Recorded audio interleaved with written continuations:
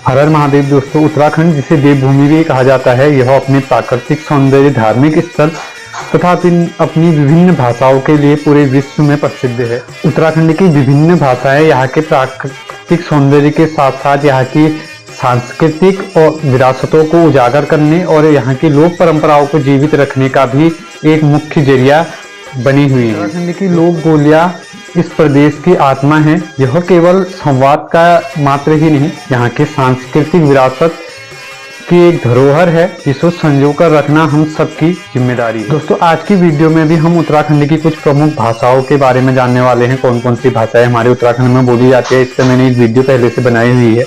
उस वीडियो का लिंक भी ऊपर आई बटन और नीचे डिस्क्रिप्शन पर आपको मिल जाएगा। आप वहां से देख सकते हैं और जान सकते हैं कि कौन कौन सी प्रमुख भाषाएं हमारे प्रदेश में बोली जाती हैं, इनका इतिहास क्या है, इन सभी से जुड़ी हुई। आज की वीडियो में मैं संक्षिप्त में अपनी इन प्रमुख भाषाओं के बारे में कुछ संक्षिप्त में जानकारी आप सभी को दूंगा।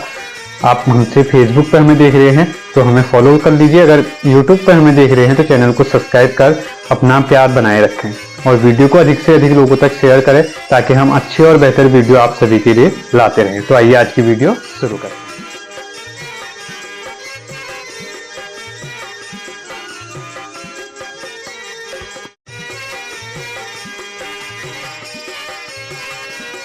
दोस्तों, उत्तराखंड में बोली जाने वाली मुख्य भाषाओं में कुमाऊनी, गढ़वाली, जौनसारी भाषा को मुख्य रूप से माना जाता है। मुख्य रूप से यह हमारे प्रदेश के अलग अलग क्षेत्रों में बोली जाती है तथा इनकी एक अलग से 8 सहायक और भाषाएं हैं जो अलग अलग क्षेत्रों में बोली जाती हैं।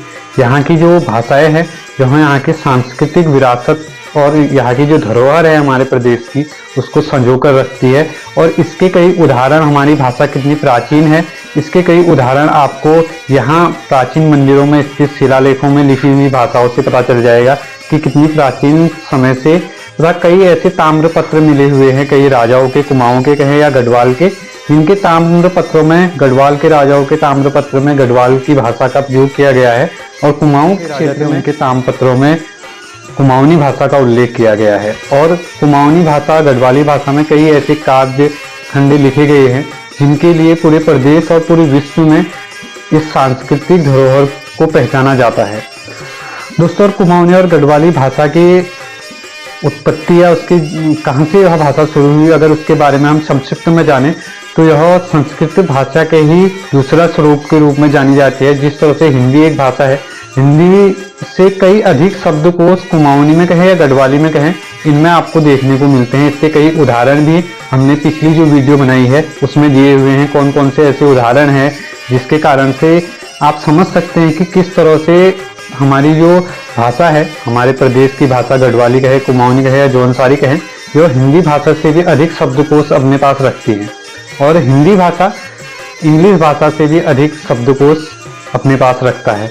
तो समझ सकते हैं, लेकिन हमारी मानसिकता या हमारे समाज की मानसिकता, आजकल आप अपने समाज में बहुत सी ऐसी परंपराएं हैं, बहुत सी ऐसी चीजें हैं जिसके कारण आप देखते हैं कि हमारी यंग जनरेशन और आने वाली जनरेशन को भी अपनी भाषा को देना हम सभी की एक जिम्मेदारी है, नैतिक जिम्मेदारी, अपनी संस्कृति को बचाने और उसकी धरोहरों को बचाए रखने के लिए।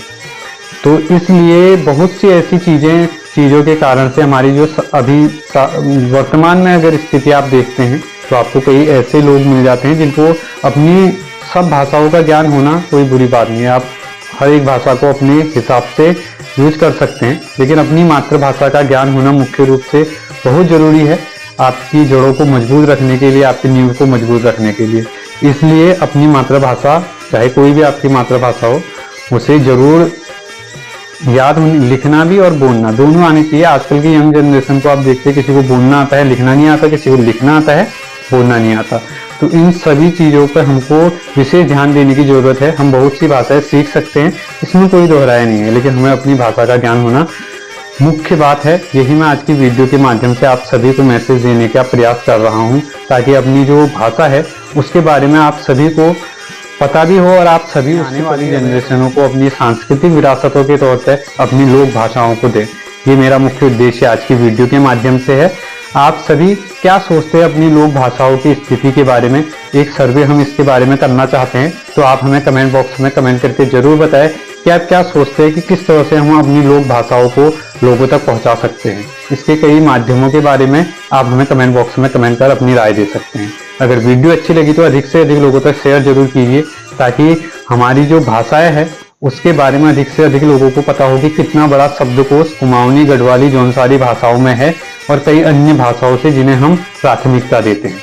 जुड़े रहे देवभूमि इंडिया के साथ। मिलते हैं नेक्स्ट वीडियो में उत्तराखंड के किसी और प्रमुख जानकारी के साथ। जय हिंद।